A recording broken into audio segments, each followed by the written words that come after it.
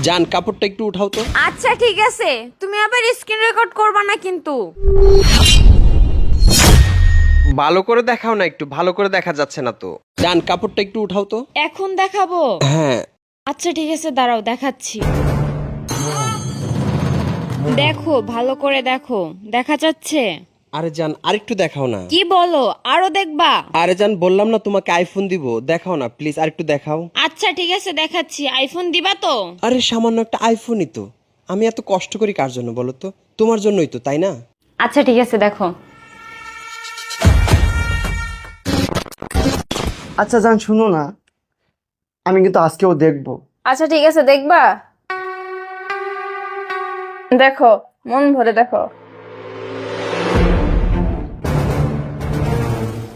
আচ্ছা জান, আমি একটু পরে ফোন দিচ্ছি, ঠিক আছে?